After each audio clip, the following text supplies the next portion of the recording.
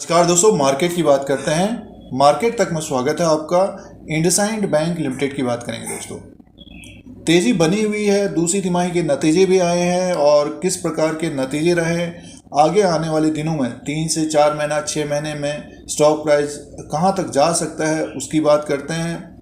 तो IndusInd bank limited के बारे में चर्चा करते हैं, डिस्कस करते हैं, एनालिसिस करते हैं। अगर आपके पास शेयर है तो स्टॉक प्राइस में तेजी बनी है दोस्तों।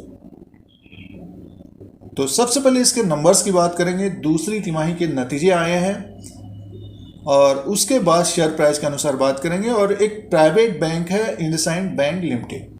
अगर आप पहली बार वीडियो देख रहे हैं चैनल पर तो सब्सक्राइब करें, लाइक करें, शेयर करें, कमेंट करें।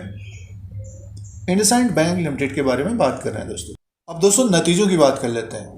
इंडसइंड बैंक के Q2 ऑफ 23 में नेट इंटरेस्ट इनकम में कितनी ग्रोथ है, प्रॉफिट में कितना ग्रोथ है, अर्निंग पर शेयर क्या रहा है, ग्रॉस एनपीए और नेट एनपीए क्या रहा है।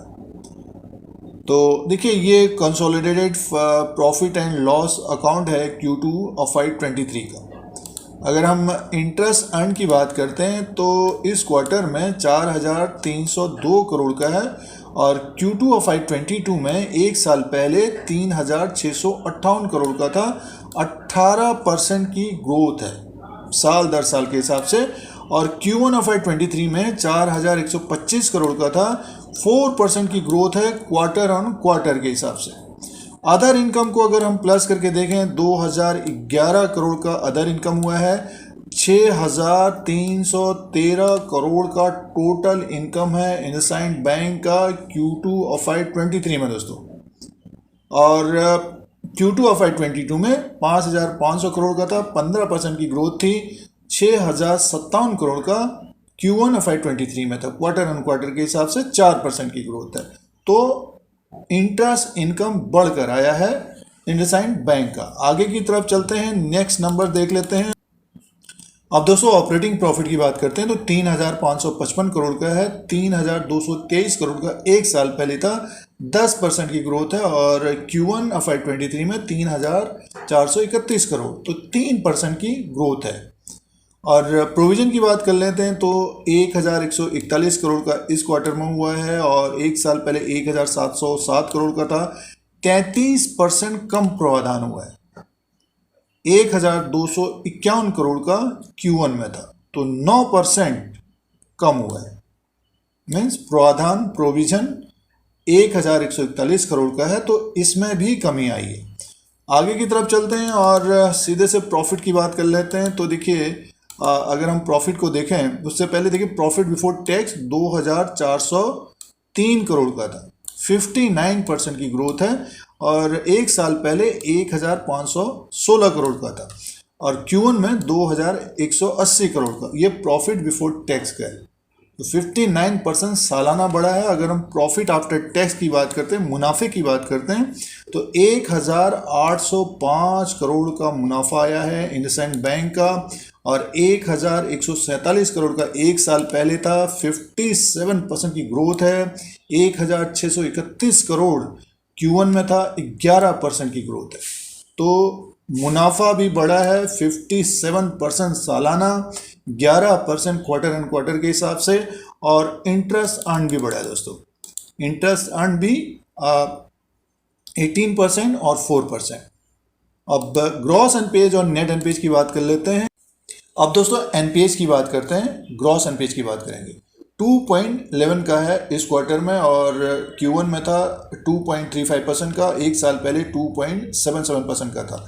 तो इस क्वार्टर में ग्रॉस एनपीएज कम हुआ है, 2.11% का है दोस्तों। और नेट एनपीएज की बात करते हैं तो देखिए 0.61 का है इंडसइंड बैंक का और Q1 में था 0.67 का, एक साल पहले 0.80 का। तो ग्रॉस एनपीएज और नेट एनपीएज भी कम हुआ है, एसेट क्वालिटी में सुधार आया है। अर्निंग पर शेयर की बात करते हैं तो 23.29 का है, 21.05 का Q1 में था, एक साल पहले 14.81 का था। तो अर्निंग पर शेयर 23.29 का है, मीन्स बढ़ गया है। तो इंडसइंड बैंक ने Q2 ऑफ 23 के जो नतीजे पेश किए हैं, ज़बरदस्त नतीजे पेश किए हैं। ग्रोथ आई है और ग्रोथ आई है Q2 ऑफ FY23 में। एसेट क्वालिटी में भी सुधार है, अर्निंग पर शेयर भी बढ़ गया है और स्टॉक प्राइस 1200 के ऊपर है दोस्तों। अब दोस्तों शेयर प्राइस के अनुसार बात करते हैं। इंडसइंड बैंक का ये चार्ट लगा हुआ है, 1218 में स्टॉक प्राइस है और स्टॉक में तेज़ी बनी है दोस्तों। 815 में था ये 15 जुलाई 2022 को। स्टॉक ने ऊपर की तरफ एक हाई बनाया, 1275 का हाई बनाया दोस्तों, और लो है 763 का। तो स्टॉक में एक तरह से तेज़ी है, नतीजे भी अच्छे हैं। अगर 1275 को ब्रेक करता है तो 1400 तक बहुत तेज़ी से ये बढ़ने वाला स्टॉक भी है दोस्तों। गिरता भी बहुत तेज़ी से और बढ़ता भी तेज़ी है, बट ये है कि स्टॉक में अब तेज़ी बनी हुई है तो हमारे अनुसार होल्ड करना चाहिए और ये अच्छा परफॉर्मेंस दे सकता है। पिछले कुछ समय से एक तरह से देखिए गिरावट रही। अगर साल भर के चार्ट के अनुसार देख रहे हैं तो पिछले साल ये ऊपर की तरफ पहुंच गया था 1200, उसके बाद लगातार फिसला है दोस्तों। थोड़ी बहुत प्रॉफिट बुकिंग आ सकती है, तो अगर प्रॉफिट बुकिंग आती है तो इंडसइंड बैंक लिमिटेड में नज़र रखनी चाहिए और काफ़ी एक्टिविटी होती है दोस्तों इसमें।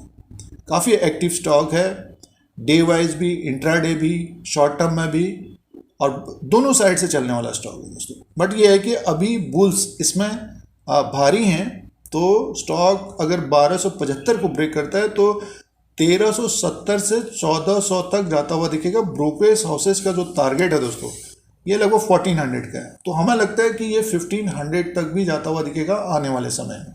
तो इंडसइंड बैंक में नज़र रखनी चाहिए दोस्तों। तो ये इंडसइंड बैंक के दूसरी तिमाही के नतीजों का अपडेट था और जो साल भर का चार्ट है उसके अनुसार एनालिसिस है। इसी तरह के वीडियो देखने के लिए मार्केट तक धीरज जी को सब्सक्राइब करके रखें, शेयर बाजार के नए नए वीडियोस देखने के लिए। और वीडियो आपके मतलब का हो तो लाइक का बटन दबाएं। धन्यवाद।